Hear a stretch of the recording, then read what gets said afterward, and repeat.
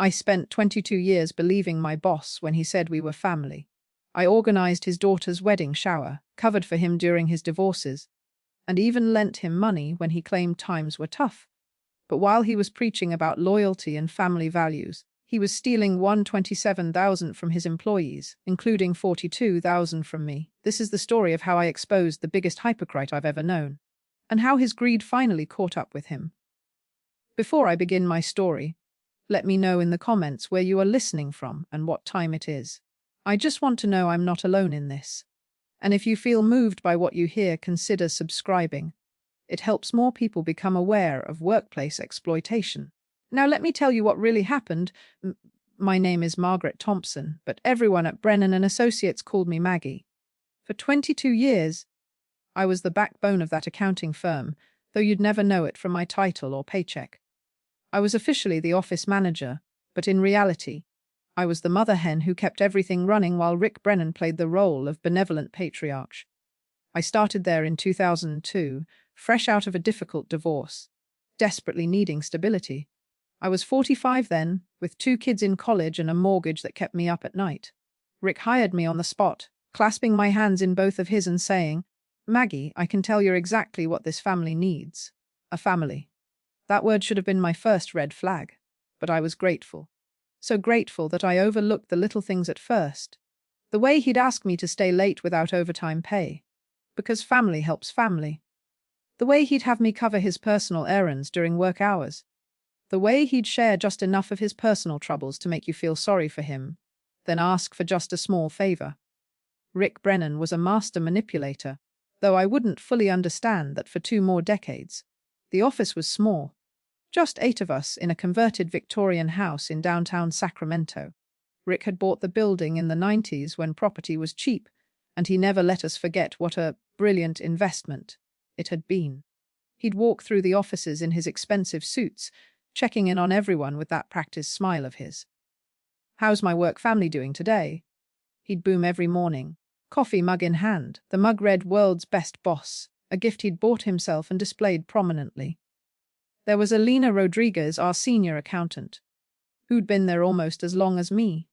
She was the only one who'd sometimes catch my eye during Rick's speeches and give me a look that said she saw through the act too, but we never talked about it. Not then. There was young Tommy Chen, fresh out of college, eager and hardworking, always staying late to impress Rick. Poor kid thought dedication would be rewarded. Janet Williams, our receptionist, a widow in her 70s who Rick had rescued from unemployment. He never let her forget that either. Marcus Davis, another accountant, quiet and methodical, who kept his head down and did his work. Sarah Kim, our part-time bookkeeper, a single mom who needed the flexible hours Rick dangled like a carrot. And then there was Rick's newest hire, Brandon Sawyer, his nephew who did half the work for twice the pay of anyone else. Nepotism at its finest, or keeping it in the family. The firm specialized in small business accounting and tax preparation. Nothing glamorous, but steady work. Our clients trusted us, mainly because they trusted me. I was the one who remembered their kids' names, who called to remind them about deadlines, who walked them through their financial anxieties with patience and care. Rick would sweep in for the final meetings, take credit for the work we'd done, and collect the checks with that politician's smile of his. "We're all in this together," he'd say at our monthly meetings. "When the firm succeeds, we all succeed." Except we didn't. Year after year, our family bonuses were cancelled due to unexpected expenses. Our raise requests were met with long speeches about economic uncertainty. Meanwhile, Rick drove a new BMW, took European vacations, and renovated his Granite Bay mansion. But he was clever about it. Every December, he'd host a holiday party at his house. Nothing too fancy. He'd make sure to mention the caterer gave him a discount, but enough to make you feel included. He'd give emotional speeches about how much we meant to him, maybe shed a tear or 2. He'd hand out small bonuses in cards with handwritten notes about our value to the Brennan family. Those bonuses, I later learned, were a fraction of what he owed us. The retirement contributions were where he really got creative. Brennan and Associates offered a 401 dike with a generous 4-cent match every month. I'd see the deduction on my paycheck. Every month, Rick would assure us the company match was being deposited. "I handle it personally," he'd say, Because your future matters to me. But we believed him. Why wouldn't we? The statements we received showed our contributions, and there was a line for the company match. It all looked legitimate. Rick was a CPA after all. He knew how to make numbers look right even when everything was wrong. It was the spring of 2024 when the first crack in the facade appeared, though I didn't recognize it at the time. I was filing away bank statements, one of my many duties, when I noticed something odd. There was a statement for an account I didn't recognize, partially hidden under Rick's personal mail. The account was in the firm's name, but it wasn't our operating account or our client trust account. It was something called Brennan Associates Management Fund. Curiosity got the better of me. The statement showed regular deposits, amounts that looked familiar. They matched our payroll deductions for retirement contributions. But there were also regular withdrawals, transferred to an account with only partial numbers visible. I should have investigated then. But Rick walked in, saw me with the statement, and smoothly took it from my hands. "Oh, that's the new retirement management account," he said without missing a beat. "I'm switching providers to get us better returns. You know me, always looking out for my family's future." He patted my shoulder, gave me that practice smile, and I let it go. I trusted him. After 22 years, despite all the small disappointments and broken promises, I still trusted him. That trust would cost me $42,000. But the universe has a way of revealing truth, doesn't it? Sometimes it just takes a crisis to open our eyes. That crisis came in October 2024 when my mother fell down the stairs of her apartment building, at 89. The broken hip was just the beginning of her troubles. The surgery went well, but the recovery didn't. Complications led to infections, infections led to extended hospital stays, and soon I was drowning in medical bills that Medicare wouldn't fully cover. Mom needed specialized rehabilitation, the kind that cost $8,000 a month. I needed money, fast. That's when I decided to take an early withdrawal from my 41k. After 22 years of faithful contributions plus the company match, I calculated I should have about $130,000 saved. I filled out the withdrawal forms and submitted them to our plan administrator. 3 days later, I received a call that changed everything. "Emma's Thompson. I'm calling about your withdrawal request. I'm showing a current balance of $31,847 in your account." The words didn't make sense. I asked her to repeat them. Then I asked to speak to her supervisor. Then I demanded to see a full accounting of my contributions. When the statement arrived, I stared at it in disbelief. My contributions were all there, every penny I'd put in over 2 decades. But the company matches, they showed deposits that were immediately followed by reversals. Every single month. For 3 days I said nothing. I came to work, smiled at Rick, made his coffee, and filed his papers while rage built inside me like a pressure cooker. But I wasn't stupid. I knew confronting him directly would lead nowhere. He'd have an explanation, a smooth lie delivered with that concerned paternal expression. No, if I was going to expose Rick Brennan, I needed to be smarter than he was. That's when I started my investigation. And that's when I discovered that Rick's theft went far deeper than anyone could have imagined. Alina noticed something was wrong before anyone else. She'd always been perceptive that way, watching people the way accountants watch numbers, looking for patterns, inconsistencies, things that didn't add up. "Maggie, you okay?" she asked one afternoon, finding me in the supply closet where I'd gone to compose myself after discovering another discrepancy. "You've been different lately." I wanted to tell her everything right then, but the walls in that old Victorian house were thin, and Rick had a way of appearing when you least expected him. Instead, I asked if she wanted to grab coffee after work. We met at a small cafe downtown, far from the office, far from anyone who might overhear. Elena stirred her lat and waited. She'd always been patient like that. "Elena, when was the last time you checked your 41k balance? I mean..." Her face changed immediately. "Why? What's wrong?" I told her about my mother, about the withdrawal, about the missing 42,000 in company matches. I watched the color drain from her face as she pulled out her phone, logging into her retirement account right there at the table. "This can't be right," she whispered, her voice shaking. "I should have, Maggie. There's 38,000 missing from mine." We sat in silence for a moment, the weight of it settling over us like a shroud. Elena had been there 19 years. She was 45, divorced, raising 2 teenage boys on her own. That money was supposed to be their college fund, her security, her future. We need to check everyone's, I said finally. But we have to be careful. If Rick finds out we know. Elena nodded. She understood. We both knew Rick's type. Charming until cornered, then vicious. We'd seen him destroy former employees who'd crossed him, using his connections in the business community to ensure they couldn't find work anywhere in Sacramento. The next few weeks required Oscar-worthy performances. Every morning, I'd greet Rick with the same smile, bring him his coffee. 2 sugars, no cream. And listen to his stories about his weekend golf games or his latest home improvement project. All while documenting everything I could get my hands on. The beautiful thing about being the office manager for 22 years is that you have access to everything and no one questions why you're looking at it. I had keys to every filing cabinet, passwords to most systems, and the trust of everyone in the office. I started with payroll records. Rick had always insisted on handling certain aspects himself. To stay connected with the numbers, he'd say. But I processed the paperwork, filed the reports, and organized the documents. I knew where everything was. Late nights became my norm. I'd volunteer to stay after everyone left, claiming I was catching up on filing. Rick loved that. Free overtime from devoted Maggie. He'd pat me on the shoulder and tell me I was the heart of the family, before driving off in his BMW. As soon as his taillights disappeared, I'd get to work. The retirement theft was just the beginning. Once I knew what to look for, the patterns became clear. There were the overtime hours that employees reported but never got paid for. Rick would adjust them in the system after I'd submitted payroll, claiming there must have been an error. Over 3 years, that added up to 18,000 stolen from our staff. There were expense reimbursements that were submitted but never paid. Rick would approve them verbally, then forget to process them. When employees followed up, he'd claim they'd never submitted the proper paperwork. Another 11,000 gone. But the most insidious theft was the health insurance scam. Our employees paid their portion of health insurance premiums through payroll deduction. $200 per month for individuals, $500 for families. Rick was supposed to pay the employer portion and submit the full payment to the insurance company. Except he wasn't paying the full amount.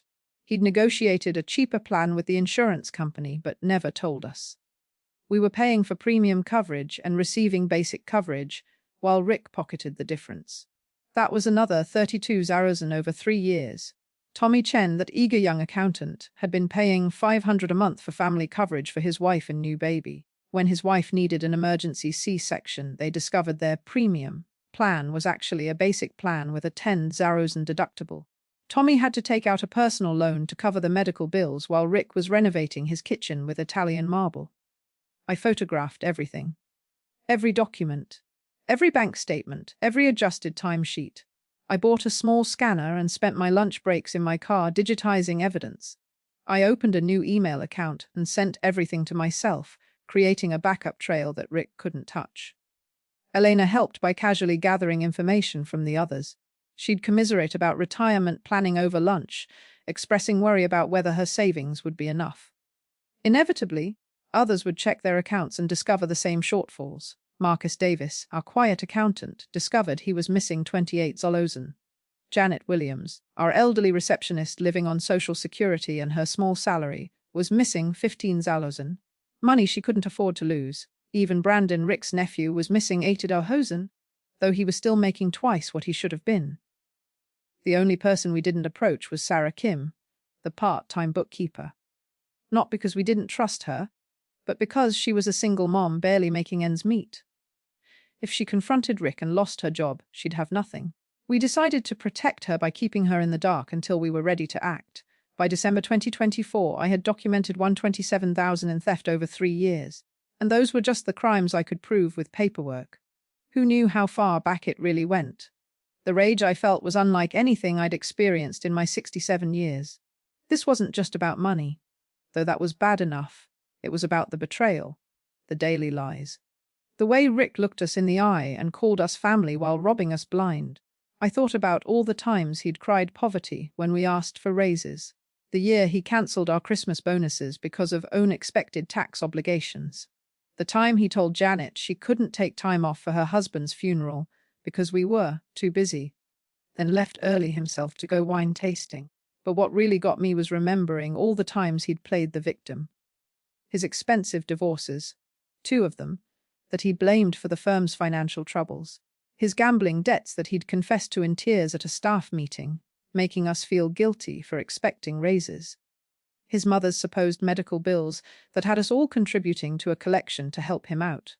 Looking back, I wondered if any of it had been true, or had we been marks from the very beginning.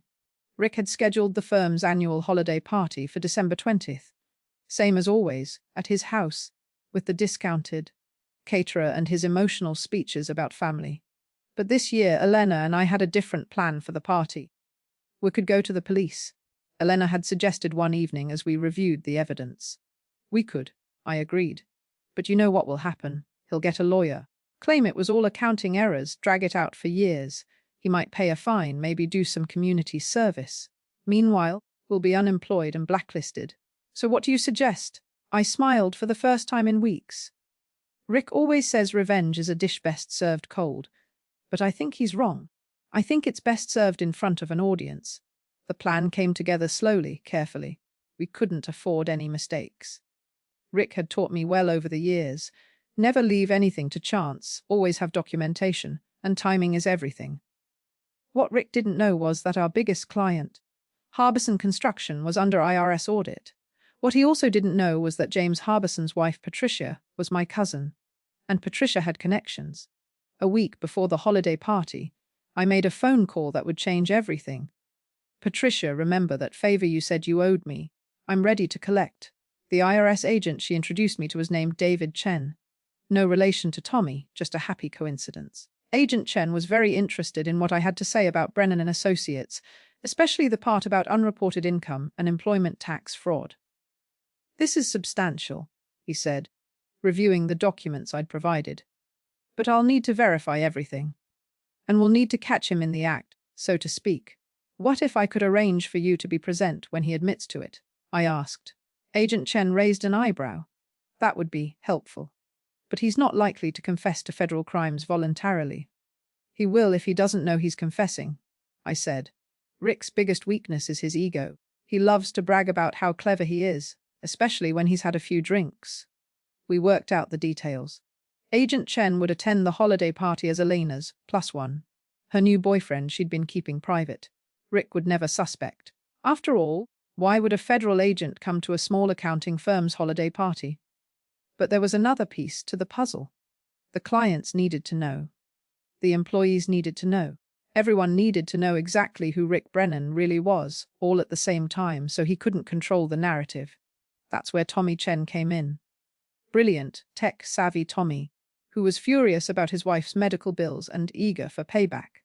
When Elena and I approached him with the evidence, he didn't hesitate. I can set up a presentation, he said, eyes gleaming with anticipation. Connect it to his TV, his computer, even his phone. When you give the signal, everything displays at once. Can you do it without being traced back to you? I asked. Tommy grinned. Maggie, I've been underpaid and overworked for 3 years. You think I haven't learned a few things about covering my tracks? The week before the party, Rick was in exceptional spirits. He just landed a new client, a cannabis dispensary chain that needed discreet accounting services. The contract was worth $200,000 a year, and he couldn't stop bragging about his negotiation skills. This calls for a celebration, he announced, pulling out a bottle of champagne he kept in his office for special occasions. Maggie, gather everyone in the conference room. We stood there, raising our glasses while Rick gave another one of his speeches about success and family and how we all shared in the firm's victories. I watched my colleagues force smiles, knowing what they now knew, and marveled at our collective acting abilities. To the Brennan family, Rick said, raising his glass, may next year bring us even greater prosperity. To family, we echoed, and I wondered if he could hear the irony in our voices. 3 days before the party, I did something I hadn't planned. I went to confession. Not because I felt guilty, God knows Rick deserved what was coming, but because I needed to say it out loud to someone uninvolved. Bless me, Father, for I have sinned. I'm about to destroy a man who destroyed others first. The priest was quiet for a long moment. Is this revenge or justice, my child? Both, I admitted. But mostly, it's about protecting others from future harm. Then may God grant you wisdom and strength, he said finally. And may the truth set you all free. The morning of December 20th, I woke up at 4 a.m. too nervous to sleep. In 12 hours, everything would change. Either we'd pull off the exposure of the century, or Rick would somehow slip through the net like he always did. I dressed carefully. My best black dress, the pearl necklace my mother had given me, sensible shoes in case I needed to leave quickly. I looked at myself in the mirror and saw not the devoted office manager I'd been for 22 years, but a woman ready for war. The day at the office passed in a blur. Rick was bustling around, excited about the party, checking that everyone was coming. He even gave me an extra task, picking up a special bottle of whiskey he'd ordered for the occasion. "It's 500 a bottle," he said proudly. "But you only live once, right, Maggie? And besides, this year's been very good to us." "Yes," I thought, "this year has been very good to you. You stole 127,000 from your employees." But I smiled and said I'd be happy to pick it up. That evening, as I drove to Rick's house with Elena and Agent Chen, introduced as David, Elena's boyfriend, I felt a strange calm settle over me. Whatever happened next, at least the truth would be out. Rick's house was lit up like a Christmas display, all funded by our stolen wages and retirement funds. His new kitchen was visible through the large windows, the Italian marble gleaming under designer light fixtures. Agent Chen commented quietly. "Yes," I replied. "We all paid for it." Rick greeted us at the door wearing a festive red sweater that probably cost more than Janet's monthly salary. His smile was broader than usual, his handshake firmer, his voice booming with manufactured joy. "Maggie! Elena! And this must be the mysterious boyfriend I've been hearing about." He shook Agent Chen's hand vigorously. "David, is it? Welcome to the family." That word again, family. I wondered how many more times I'd have to hear it before the night was over.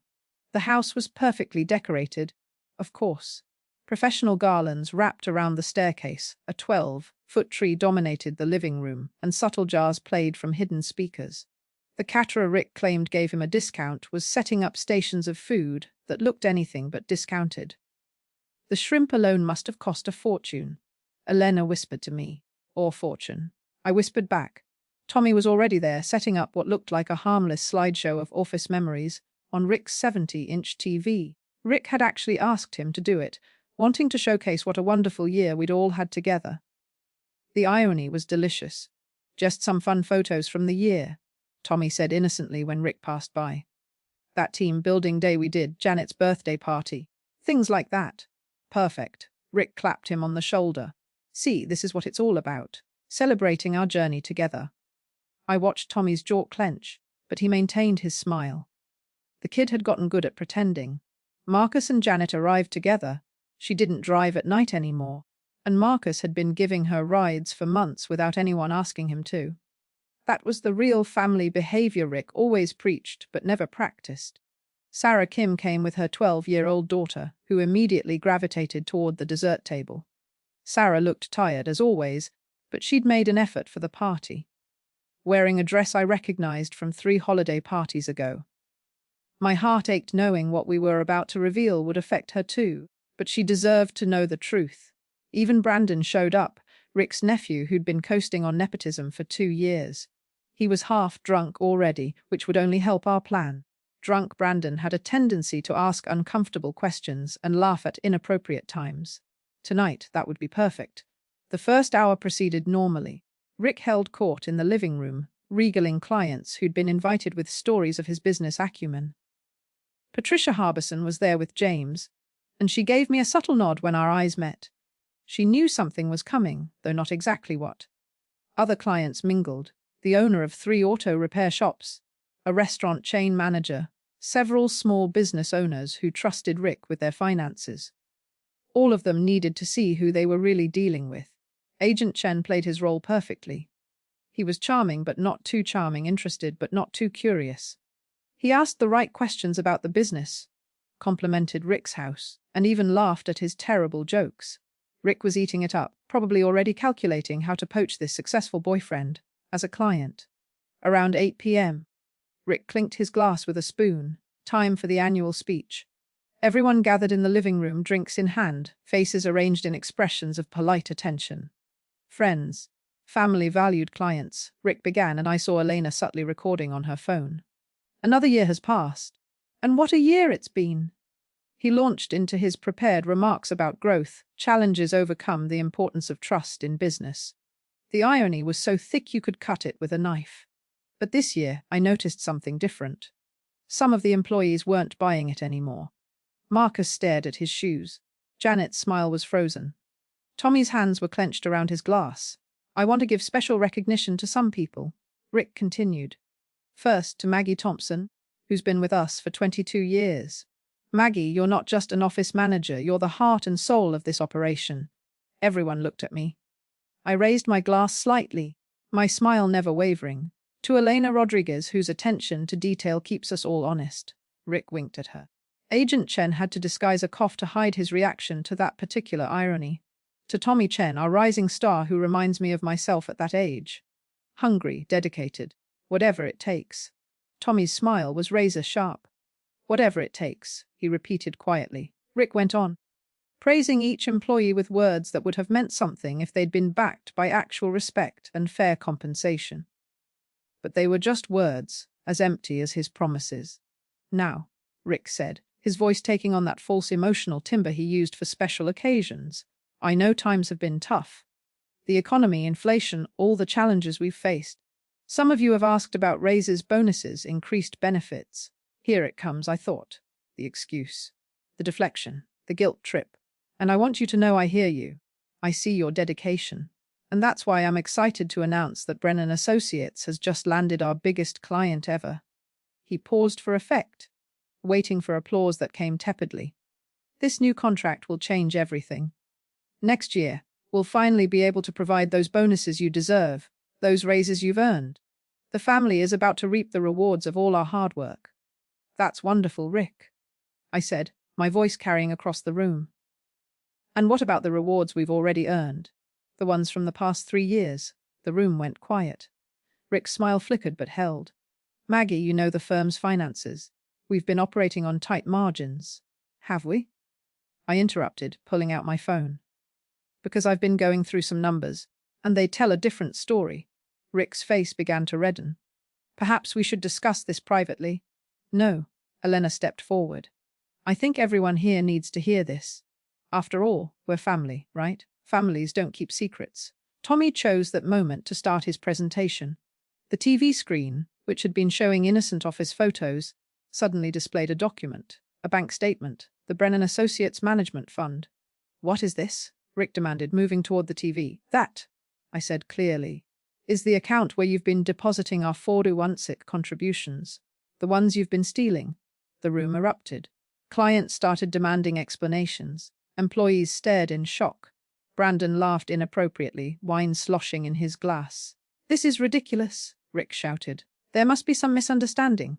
The screen changed. Now it showed payroll records, with original overtime hours crossed out and new numbers written in Rick's distinctive handwriting. $18,000 in stolen overtime, Elena announced. From your family. Another slide. Expense reimbursement forms marked approved but never paid. 11,000 in stolen reimbursements, Marcus said, finding his voice for the first time. Another slide. The insurance documents showing the premium versus basic plans. 32,000 in insurance fraud. Tommy added, his voice shaking with anger.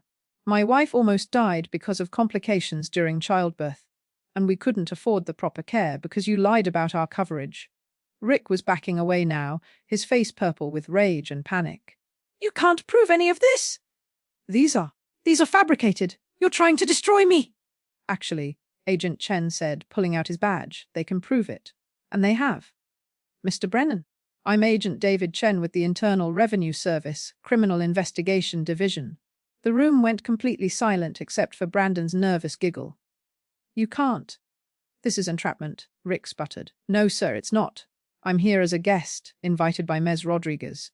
But what I've seen tonight, combined with the evidence Ms. Thompson has already provided to our office, suggests serious federal crimes. Employment tax fraud, embezzlement, wire fraud. I want a lawyer, Rick said immediately. That's your right. But before you call them, you should know that we've already frozen the accounts in question and subpoenaed 3 years of records from your bank. Patricia Harbison stepped forward. And James and I will be requesting a full audit of our accounts with your firm. I suspect we'll find more irregularities. Other clients began murmuring agreement. The owner of the auto shops was already on his phone, presumably with his lawyer. The restaurant manager was taking photos of the screen, which was still cycling through incriminating documents. Maggie. Rick turned to me, his voice switching from anger to pleading. Maggie, you don't understand. I was going to pay it all back. The firm just needed capital to grow. You've been here 22 years. You know me. You know I would never intentionally hurt anyone. I looked at him, really looked at him, for the first time without the filter of misplaced loyalty. He looked smaller somehow, older, like the Wizard of Oz after the curtain had been pulled back. Rick, you stole $42,000 from my retirement. Money I needed for my mother's medical care. You looked me in the eye every day for 3 years and lied. You called us family while you robbed us. So no, I don't know you at all. I don't think I ever did. Janet stood up, her elderly frame shaking with emotion. $15,000. That's what you stole from me. I'm 74 years old, Rick. I work because Social Security isn't enough. That money was supposed to help me afford assisted living when I can't work anymore. How could you? Janet, please. Don't you dare, she said, her voice stronger than I'd ever heard it. Don't you dare try to manipulate me again. I brought cookies to your mother's funeral. I stayed late without pay to help with your divorces. I thought you were a good man who'd fallen on hard times. But you're just a thief in an expensive suit. Sarah Kim was crying quietly, her daughter holding her hand. She'd just learned that she too had been robbed, that the financial struggles she'd blamed on herself were actually the result of Rick's greed. I work 60-hour weeks, she said through her tears. I missed my daughter's recitals, her games, her school plays because I thought if I just worked harder, I'd finally get ahead. But I was never going to get ahead, was I? Because you were stealing from me the whole time. Brandon, surprisingly, was the one who surprised me most. He set down his wine glass and looked at his uncle with disgust. You stole from me too, he said.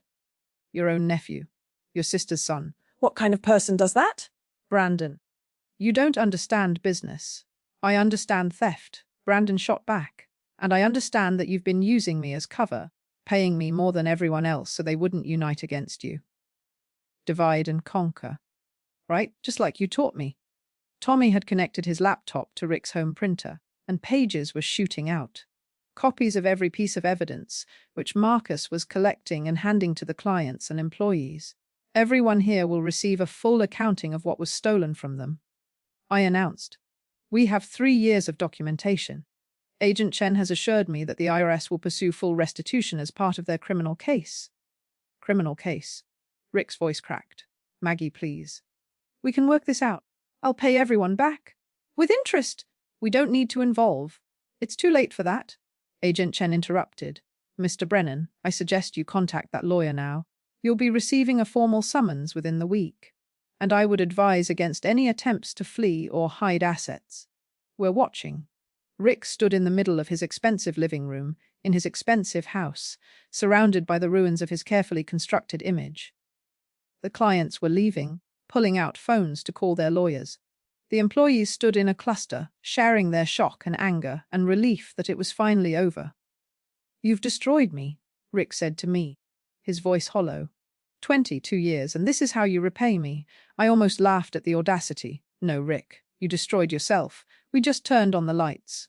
Elena, Tommy, Marcus, Janet, Sarah, and even Brandon gathered around me. The real family, forged not by Rick's manipulation but by shared survival of it. We should go, Elena said quietly. Let him deal with this alone. As we filed out, I took one last look at Rick Brennan. He was slumped in his leather armchair, staring at the TV screen that was still displaying his crimes.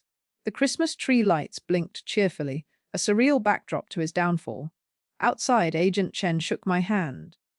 Thompson. It took courage. It took desperation, I corrected. And good friends. He handed me his card. We'll be in touch. The investigation will take time, but with this evidence, I'm confident we'll get full restitution for everyone, plus penalties and interest. Brennan is looking at significant federal charges. As he left, the rest of us stood in Rick's driveway, unsure what to do next. We'd been so focused on exposing him that we hadn't thought about what came after. We're all unemployed now, Marcus said quietly. He'll never reopen the firm after this. Good, Janet said firmly. I'd rather work at McDonald's than spend another day in that man's presence. Actually, Patricia Harbison said, approaching our group, James and I have been discussing expanding our company's accounting department. We could use experienced professionals we can trust. The pay would be significantly better than what Rick was offering, with actual benefits and honest employer contributions to your retirement. She looked directly at me. Maggie, we'd particularly like to talk to you about heading the department. Your attention to detail in documenting all this proves you're exactly the kind of person we need. I felt tears prick my eyes, the first happy tears I'd shed in months. And Elena, Tommy, Marcus. We have positions for all of you if you're interested, James added. Sarah, we know you need flexible hours and we can accommodate that. Janet, if you'd like to continue working, we'd love to have your experience on our team.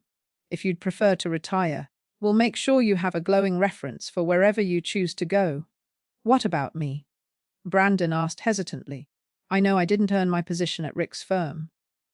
You stood up to your uncle tonight, Patricia said. That took integrity. We can offer you an entry-level position, and you can work your way up based on merit, not nepotism. As we exchanged contact information and made plans to meet after the holidays, I felt something I hadn't experienced in years: hope, real, genuine hope. The news spread through Sacramento's business community like wildfire. By Monday morning, Rick's reputation was in ashes. The local news picked up the story. Prominent CPA accused of stealing $127,000 from employees. Rick's photo, the professional headshot he was so proud of, was plastered across screens and newspapers. I spent that first week after the party in a strange state of limbo. For 22 years, my routine had been the same: up at 6 a.m., coffee at 7:30, in the office by 7:30 to prepare Rick's day. Now I sat at my kitchen table, watching the sunrise, wondering what to do with myself. My mother, still recovering in the rehabilitation facility, took the news with her characteristic practicality. So you're telling me that Snake stole your retirement money, and you exposed him at his own Christmas party in front of the IRS? She laughed, then winced from the pain in her hip. That's my girl. Your father would be proud. I should have seen it sooner, Mom. All those red flags over the years. Honey, con artists are successful because they're good at what they do. He didn't just steal your money. He stole your trust, your loyalty, your faith in people. That's the real crime. She was right, of course. The money was just money. But the betrayal, that cut deep. Elena and I met for coffee every morning that week, partly to process what had happened, and partly because we didn't know what else to do with ourselves. 20 years of routine doesn't just disappear overnight. I keep waking up at 5:30, she confessed. Getting dressed for work before I remember I don't have to go to that office anymore. Have you heard from Patricia about the job? I asked. Interview is Thursday. Tomorrow. I'm nervous. What if they were just being polite? What if? Maggie, stop. You documented and exposed a 3-year embezzlement scheme. You're a hero. They'd be lucky to have you. The word felt wrong. Heroes don't wait 3 years to act. Heroes don't enable through silence. Tommy had already started working with a forensic accounting firm that had reached out after seeing the news. They wanted someone with his technical skills, and more importantly, his integrity. He called me his first day to thank me. Maggie, I wouldn't have had the courage to speak up without you and Elena leading the way. My wife wants to name our next kid after you if it's a girl. Tell her I'm flattered, but Maggie is an old-fashioned name. I laughed. Old-fashioned like integrity and honesty. Those never go out of style. Marcus surprised everyone by announcing he was going back to school to finish his law degree. He dropped out years ago when his father got sick, but the experience with Rick had reignited his passion for justice. I want to help people like us, he said. Employees who are being taken advantage of but don't know their rights or how to fight back. Janet decided to retire after all, but not before accepting a consultant position with the Department of Labor. They wanted her insight on elder exploitation in the workplace. 74 years old and finally doing something that matters, she told me. Rick stealing from me was the push I needed to stop accepting less than I deserve. Sarah landed a position with a non-profit that provided financial literacy training to single mothers. The flexible hours were perfect, and the mission resonated with her personal experience. I spent so many years feeling ashamed that I couldn't make ends meet, she said. Now I know it wasn't my fault. I want to help other women understand that too. Even Brandon was doing well. He'd taken the entry-level position with Harbison Construction and was actually working for his paycheck for the first time. His mother, Rick's sister, called me to thank me for including him in the new opportunities despite his connection to Rick. I knew my brother was selfish, she said, but I never imagined he'd steal from his own nephew. From elderly Janet. From all of you. Thank you for showing Brandon what real integrity looks like. The investigation moved faster than Agent Chen had predicted. Rick's attempts to hide assets were amateur at best. He'd been so confident in his deception that he'd gotten sloppy. The IRS found offshore accounts unreported income, and evidence of tax evasion going back a decade. But the real satisfaction came from the clients who'd attended the party. Every single one pulled their accounts from Brennan and Associates. Several filed civil suits. James Harbison's audit revealed that Rick had been overcharging them for years, billing for services never rendered. My interview with Patricia and James went better than I could have hoped. They offered me not just a job but a position as Director of Accounting Services, with a salary that was 40% higher than what Rick had paid me, plus actual benefits, real retirement contributions, and something I'd never had before: respect. We want to build this department right, Patricia said. Your experience, your attention to detail, and most importantly, your integrity make you perfect for this role. When would you need me to start? I asked. How's Monday? I accepted immediately. Alina was hired as senior accountant, Marcus as accounting associate while he finished law school, and Tommy as systems analyst. We were together again, but this time in a place that valued us. Our first day at Harbison Construction was surreal. We had actual offices with windows. The break room had real coffee, not the cheap stuff Rick bought in bulk. There was a clear employee handbook with documented policies about overtime, benefits, and advancement opportunities. Is this what a normal workplace is like? Elena asked, spinning in her ergonomic chair. I think so, I said, still adjusting to the idea that I could take a lunch break without guilt. 3 weeks after the party, Agent Chen called with an update. Mr. Brennan has agreed to a plea deal, he said. He's pleading guilty to employment tax fraud and embezzlement. He's looking at 3-5 years in federal prison, plus full restitution to all employees with interest and penalties. Present. The reality of it hit me. Rick Brennan, with his expensive suits and BMW in federal prison. White-collar crime is still crime, Miss Thompson. He stole $127,000 from employees, plus another $200,000 in tax evasion. That's serious time. When will we get our money back? The assets are being liquidated now. His house, cars, investment accounts. Everything is going toward restitution and fines. You should receive your first payment within 60 days. After I hung up, I sat in my new office and tried to process it all. In less than a month, everything had changed. The man I'd worked for, trusted, defended for 22 years was going to prison. And I'd put him there. Elena knocked on my door. You okay? Rick's going to prison. She sat down across from me. Good, I know, but I feel guilty. Isn't that stupid? He stole from us, and I feel guilty for exposing him. That's not stupid, Maggie. It's human. You're a good person who had to do a hard thing.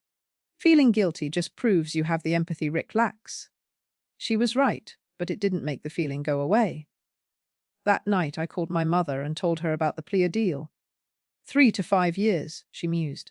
That's less time than you gave him, if you think about it. 22 years of your life, and he gets 3 to 5, when you put it that way. Maggie, listen to me. You didn't ruin his life. He ruined his own life the moment he decided to steal from the people who trusted him. You just held up a mirror and made him look at himself. February arrived with unexpected news. Rick's assets weren't enough to cover full restitution. His house mortgaged to the hilt, his BMW leased. His investment accounts nearly empty. The man who'd lived like a millionaire was essentially broke, his wealth a facade built on our stolen money. But then something remarkable happened. Patricia Harbison called a meeting with all the former Brennan and Associates employees now working at Harbison Construction. James and I have been discussing the situation, she said. We know the restitution won't fully cover what was stolen from you. So we've decided to establish a victim compensation fund. Harbison Construction will make up the difference.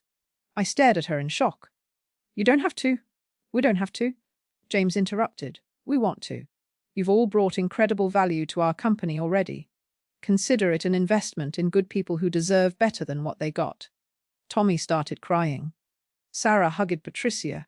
Even Marcus got emotional. After years of being told there wasn't enough money, suddenly there was. Because we were working for people who actually valued us. The first restitution payment arrived in March, 18,000 of my stolen 42,000. Harbison's fund covered the rest. For the first time in months, I could breathe. Mom's medical bills were paid. My retirement account was partially restored. The weight that had been crushing me began to lift. But the universe wasn't done with Rick Brennan yet. In April, more news broke. The forensic accountants hired by various clients had discovered something we'd missed. Rick had been running a side business, doing personal tax returns for wealthy clients and skimming cash payments. Another 300,000 in unreported income over 5 years. Agent Chen called me personally. This changes things. Mr. Brennan is now looking at 7-10 years, possibly more. Tax evasion at this scale is serious business. What about his plea deal? Voided. He didn't disclose the full extent of his crimes. He'll be going to trial now. The trial was set for June. We were all called as witnesses. Every employee he'd stolen from, every client he'd defrauded. The prosecution wanted to paint a complete picture of Rick's systematic theft and manipulation. I dreaded it and welcomed it in equal measure. Dreaded reliving those years of deception, welcomed the chance to speak my truth in court. Elena and I spent evenings preparing our testimony, going over documents, practicing staying calm under what would surely be aggressive cross-examination. His lawyer will try to make us look like disgruntled employees. Elena warned, like we're exaggerating or lying for revenge. Let them try, I said. We have receipts. Literally, May brought an unexpected visitor to my office. Rick's ex-wife Linda, the first of the 2 expensive divorces he'd always blamed for his financial troubles. Maggie, she said, standing uncertainly in my doorway. I know I'm probably the last person you want to see, Linda. What are you doing here? She sat down, looking older than her 58 years. I wanted to thank you, and to apologize. For what? For not warning you, for not warning any of you. She pulled out a tissue, dabbing at her eyes. I knew what Rick was. I saw the signs during our marriage. The lying about money, the manipulation, the way he'd steal credit for other people's work. But when I tried to expose him during our divorce, he painted me as a vindictive ex-wife. No one believed me. Linda, I'm so sorry. We all believed his version of events. He was good at playing the victim. Poor Rick, taken to the cleaners by his greedy ex-wife. But the truth, I got almost nothing in the divorce because he'd hidden all the assets. My lawyer couldn't find them. I walked away with 30,000 from a 20-year marriage to a man who was supposedly worth millions. Another piece of the puzzle clicked into place. The expensive divorces that drained the company. Another lie. Would you testify? I asked. The prosecution would love to hear this. Already scheduled? She smiled grimly. It's time everyone knew who Rick Brennan really is. The week before the trial, I visited my mother again. Her recovery was going well, though she'd never be quite the same. The assisted living facility she'd moved to was nice, paid for with my restored retirement funds and new salary. You nervous about testifying? She asked. Terrified, I admitted. What if I freeze? What if his lawyer tears me apart? You documented everything, exposed his crimes, and got everyone their money back. What's left to be afraid of? I guess I'm afraid of seeing him, of looking him in the eye and admitting I was a fool for 22 years. Mom took my hand with her good one, the other still weak from the complications. You weren't a fool, Margaret. You were a good person who believed other people were good too. That's not foolish, that's hopeful. Don't let Rick Brennan steal that from you too. The Sacramento County Courthouse was intimidating in its grandeur, all marble and mahogany, designed to make you feel the weight of justice. I arrived early on the first day of testimony, wearing my best suit, the one I'd bought with my first real paycheck from Harbison Construction. Elena met me on the courthouse steps. Ready? Ew, not even close. But we're doing it anyway. Inside, the courtroom was already filling. Local media had picked up the story. CPA accused of stealing from elderly employee, made for compelling headlines. Janet's age and circumstances had turned her into a sympathetic figure that resonated with the public. Rick sat at the defense table looking diminished. Gone was the expensive suit, replaced by an ill-fitting grey one that looked borrowed. His hair had thinned, gone greyer in the months since the party. When our eyes met, I expected to feel something. Anger, satisfaction, maybe even pity. Instead, I felt nothing. He was a stranger who happened to look like someone I used to know. The prosecutor, ADA Michelle Torres, was a force of nature. 5 feet tall in heels but commanding the room like she was 7 feet. She'd told us she'd been waiting for a case like this.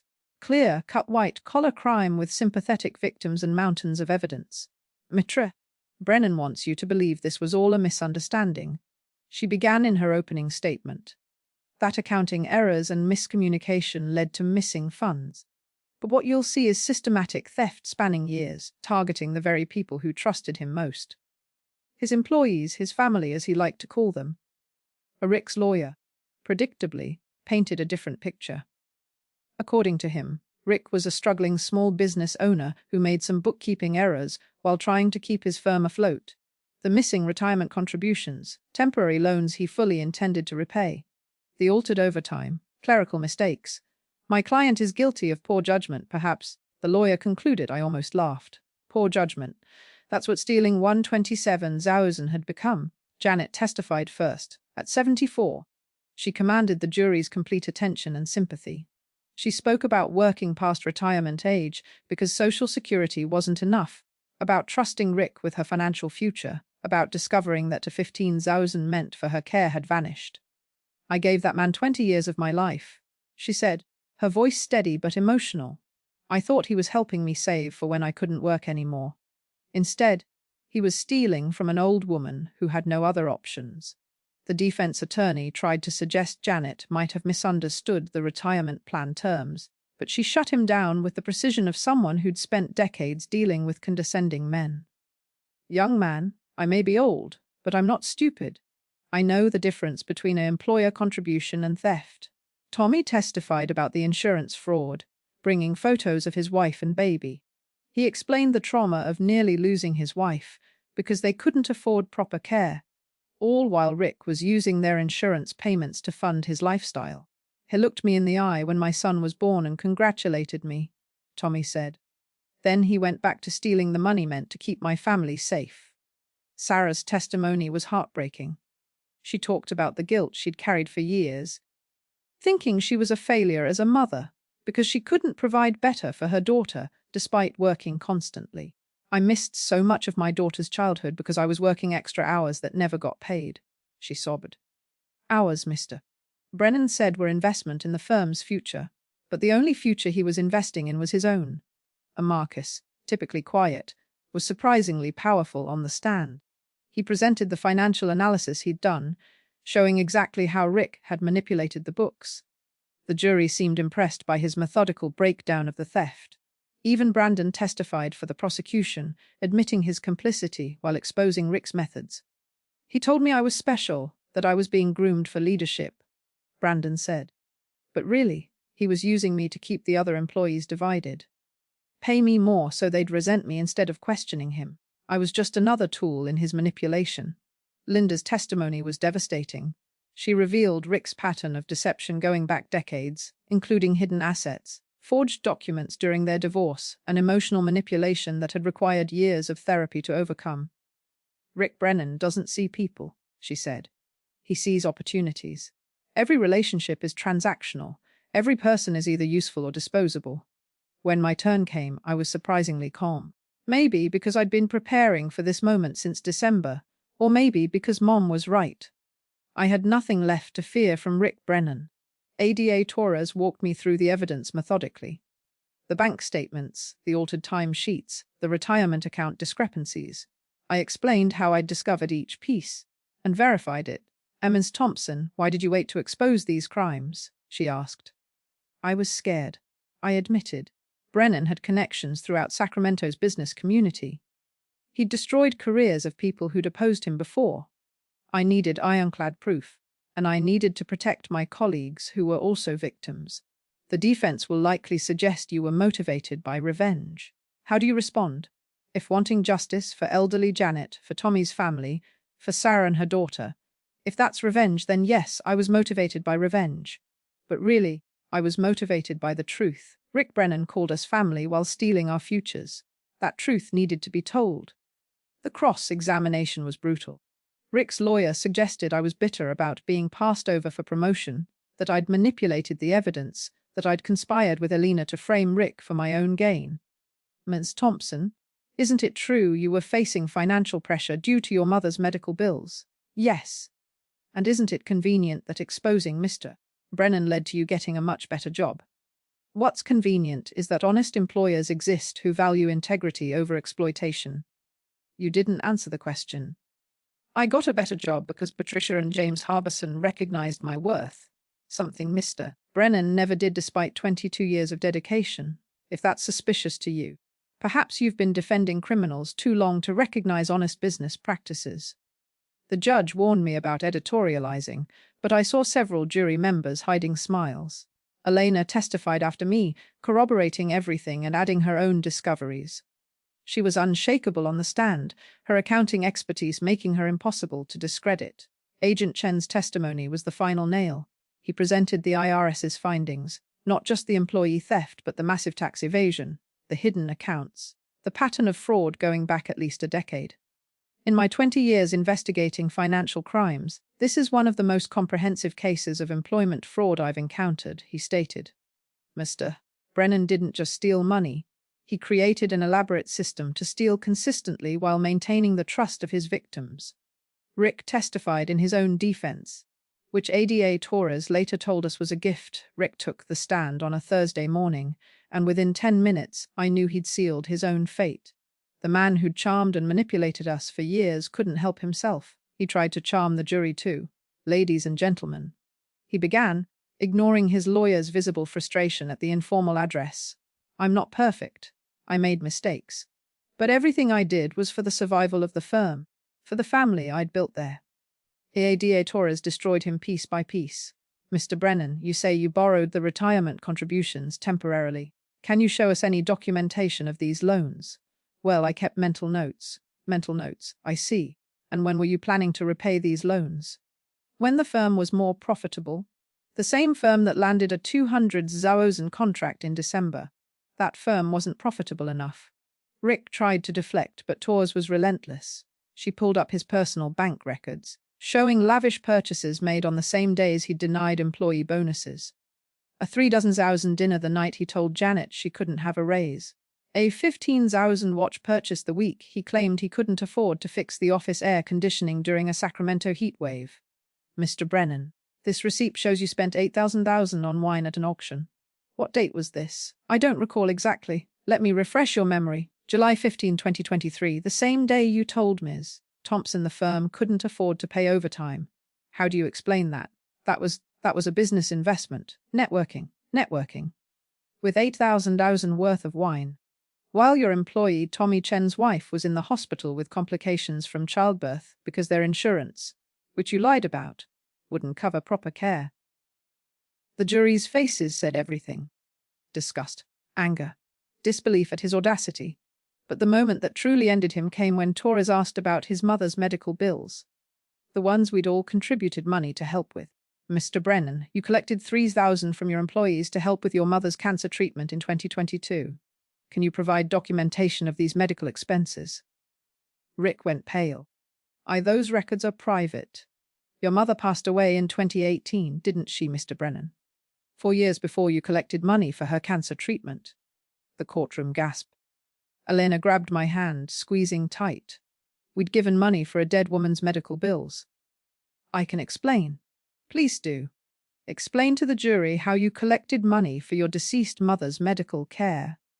Rick stammered, tried to claim it was for settling old debts from her treatment. But the damage was done. He wasn't just a thief. He was a ghoul using his dead mother to manipulate our sympathy and wallets. His lawyer tried damage control on redirect, but you can't unring a bell. The jury had seen the real Rick Brennan, and he was worse than even I had imagined. Closing arguments were almost anticlimactic. Torres methodically laid out the evidence. The stolen retirement contributions, the wage theft, the insurance fraud, the tax evasion, and now the fraud using his deceased mother. She put the total theft at over 400,000 when you included the tax evasion and client overcharging. Rick Brennan didn't just steal money, she concluded. He stole trust. He stole security. He stole peace of mind from people who gave him their loyalty and received betrayal in return. Don't let him steal justice, too. The defense attorney did his best, arguing that Rick was a flawed businessman who'd made poor decisions, but hadn't acted with criminal intent. He suggested we were all bitter former employees who'd conspired to destroy a man who'd given us jobs. Ask yourself, he said to the jury, would a real criminal keep such detailed records? Would he stay in the same community where his alleged victims could find him? Rick Brennan is guilty of mismanagement, not malice. The jury deliberated for exactly 3 hours and 17 minutes. I know because I watched every second tick by on the courthouse clock. Elena and I sitting on a hard bench in the hallway, neither of us able to speak. When the bailiff called us back in, Rick was standing, his hands clasped in front of him like he was praying. Maybe he was. On the count of employment tax fraud, we find the defendant guilty. On the count of wire fraud. On the count of embezzlement, we find the defendant guilty. Guilty. Guilty. 15 counts in total, all guilty. Rick swayed on his feet. His lawyer steadied him, whispering something in his ear. But Rick wasn't listening. He was staring at us, his former employees, all sitting together in the gallery. For a moment, just a moment, I saw something human in his eyes. Regret. Or maybe just the recognition that his game was finally over. Sentencing was set for August. The judge revoked Rick's bail, considering him a flight risk given the hidden accounts that had been discovered. They led him out in handcuffs right past us. He didn't look at anyone, just kept his eyes on the floor as the bailiff guided him away. Outside the courthouse, the media wanted statements. ADA Torres handled most of it, but a reporter caught me as I was leaving. Ems Thompson, how does it feel to see your former boss convicted? I thought about it for a moment. It feels like the truth finally matters. That's all any of us wanted, for the truth to matter. That evening, we all gathered at Elena's house for what she called a closure party. It wasn't a celebration. We were all too emotionally drained for that. It was more like a wake for the years we'd lost and a christening for the lives we were building. Janet brought her famous cookies, the ones she used to make for office birthdays. Sarah's daughter played piano for us, confident and happy in a way she hadn't been when her mom was working herself to death for Rick. Tommy showed us photos of his baby son, healthy and thriving. What do you think Rick's doing right now? Marcus asked at one point. Sitting in a cell, realizing he can't lie his way out, Elena said. I hope he's thinking about all of us, Janet added, about what he threw away for money. But I didn't want to think about Rick anymore. He'd taken enough of our mental space. It was time to focus on what came next. Patricia Harbison raised a glass of wine. To new beginnings and honest dealings. To family, I added. The real kind. The kind that doesn't steal from you. We all laughed, but it was tinged with sadness. We'd learned a hard lesson about trust. About the wolves who wear sheep's clothing and speak in honeyed words. August arrived with a heat wave that turned Sacramento into an oven. The sentencing hearing was packed. Media, former clients, and every employee Rick had stolen from. Rick had lost weight in jail, his expensive tan faded to prison pallor. He read a statement, apologizing to everyone he'd hurt, claiming he'd lost his way, that greed had consumed him. It might have been moving if we hadn't heard variations of the same performance for years. I hope someday you can forgive me, he concluded, looking directly at me. I stared back, steady and unmoved. Forgiveness wasn't mine to give. That was between Rick and whatever conscience he might have left. The judge, a stern woman named Patricia Yamamoto, wasn't buying the remorse act either. Mr. Brennan, you held a position of trust and authority. Your employees depended on you not just for their paychecks but for their futures. You betrayed that trust systematically and repeatedly over years. You stole from an elderly woman. You endangered a family's health. You caused immeasurable psychological and financial damage to people who considered you not just a boss but a friend. She paused, looking at her notes. The court sentences you to 12 years in federal prison, followed by 3 years supervised release. You are ordered to pay full restitution to all victims, totaling $427,000, plus fines and penalties of $250,000. Furthermore, your CPA license is permanently revoked and you are barred from ever holding a fiduciary position again. At 12 years. Rick would be in his mid-60s when he got out, with no money, no career, no reputation. Everything he'd built on our backs had crumbled. As they led him away for the last time, Rick looked back once. Our eyes met across the courtroom, and I saw him clearly. Not the successful businessman, not the benevolent boss, not the father figure he'd pretended to be. Just a small, greedy man who'd thrown away everything real for numbers in a bank account he'd never get to spend. I felt something release in my chest, a knot I'd been carrying for months, maybe years. It was over, really, truly over, outside the courthouse in the blazing Sacramento sun. Our group stood together one last time as former employees of Brennan and Associates. "I'm proud of us," Elena said. "We did this. We stood up to him. We survived him," Janet corrected. "That's what I'm proud of." Tommy had to leave first. His wife was pregnant again, and he had a doctor's appointment to get to. "This one's going to be born into a family that can actually afford health care," he said, grinning. Marcus left for his law school class, Sarah for her nonprofit job, Janet for her consulting work with the Department of Labor. One by one, they dispersed back to the new lives they'd built from the ashes of Rick's deception. Elena and I were the last ones standing there. "You know what the strangest part is?" she said.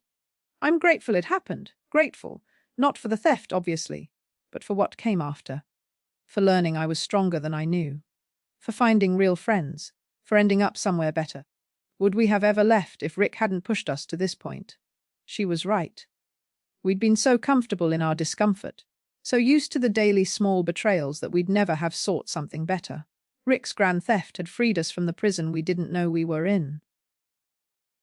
Working epilogue. 5 years later, I'm writing this from my office at Harbison Construction, where I'm now Senior Vice President of Financial Services. The promotion came with stock options, real ones, not the imaginary benefits Rick used to promise. Elena runs her own accounting firm now, specializing in helping small businesses set up ethical financial practices. She has 10 employees and treats every one of them with the respect Rick never showed us. Tommy became a partner at the forensic accounting firm. He specializes in employee fraud cases, helping other victims get justice. His kids, 3 of them now, all have college funds that actually exist. Marcus graduated law school and opened a practice focused on employment law. He's helped dozens of workers recover stolen wages and benefits. He keeps a photo from Rick's sentencing in his office as a reminder of why he does this work. Janet passed away last year at 78, peacefully in her sleep at the beautiful assisted living facility she could afford thanks to the restitution and her consulting work. She spent her last years traveling, something she'd always dreamed of but could never afford. Her daughter told me she'd visited 17 countries and sent postcards from each one. Sarah's daughter just started college, pre-law, inspired by watching our case unfold. Sarah remarried last year, a kind man who values her worth in ways Rick never valued any of us. Even Brandon is doing well. He worked his way up at Harbison through actual merit and recently started a nonprofit teaching financial literacy to young adults, helping them avoid the kind of manipulation we experienced. The Victorian house that hosted Brennan and Associates was sold to pay Rick's restitution. It's a coffee shop now, a bright, cheerful place where I sometimes meet Alina for our morning talks. The owners don't know the history of the building, and we don't tell them. Some ghosts are better left buried. Rick was released after serving 10 years. Good behavior, apparently. I heard through the grapevine that he's working as a janitor at an office building in Stockton, living in a studio apartment, trying to rebuild some kind of life. Part of me hopes he's learned something. Most of me doesn't care. My mother lived to see Rick convicted but passed 2 years later, her body never fully recovering from that fall. But she died knowing I'd stood up for myself, that I'd found my strength. "You didn't let him win, Maggie," she told me near the end. "That's all that matters." Last week, I received a letter. No return address, but I recognized the handwriting. Rick's. "Maggie," it read. "I know I have no right to contact you, and I won't do so again. I just wanted you to know that I think about what I did every day. Prison gave me time to understand the damage I caused. I was so focused on taking that I never realized what I was losing. You were right. We were never family. Family doesn't do what I did. I'm sorry for all of it. I hope you found the success and happiness you always deserved. Rick." I read it twice, then shredded it. His apologies, like his promises, were just words. The only truth that mattered was in our actions. His in stealing, mine in exposing him, all of ours in rebuilding. But I kept one thing from the Brennan and Associates days. The mug I used for 22 years, a simple ceramic cup with a chip on the handle. I drink my coffee from it every morning, a reminder of where I came from and how far I've traveled. Sometimes young employees ask me for career advice, and I always tell them the same thing: trust but verify. Know your worth, and never, ever let anyone convince you that exploitation is family. The truth is, Rick Brennan taught me valuable lessons, just not the ones he intended. He taught me that silence in the face of injustice is complicity, that documentation is protection, that real family is chosen, not declared, and that it's never too late to stand up for yourself and others. I'm 72 now, well past traditional retirement age. But I keep working, not because I have to. The restitution and my savings have secured my future, but because I want to. Because every ethical business practice I implement, every young employee I mentor, every financial transparency measure I advocate for is a small victory against the Rick Brennans of the world. They're out there, you know. In small offices and big corporations, wearing expensive suits or casual khakis, speaking in terms of family and loyalty while their hands are in your pockets. They rely on our trust, our desire to believe the best in people, our fear of confrontation. But here's what I learned: they're also cowards. The moment you shine a light on them, they scramble like roaches. The moment you stand together with others, their power evaporates. The moment you document their crimes, their empires crumble. So if you're sitting in an office somewhere, knowing something's wrong but afraid to speak up, remember Janet and her cookies, Tommy and his family, Sarah and her daughter. Remember that we were just ordinary people who'd had enough. Remember that the truth is more powerful than any lie, no matter how well told. And remember this: you deserve better, we all do. Rick Brennan stole a 127,000 from his employees, but we stole something far more valuable from him: his facade, his reputation, his freedom, and ultimately his power to hurt anyone else. That's not revenge, that's justice. And justice, it turns out, tastes even better than family dinners at a liar's table.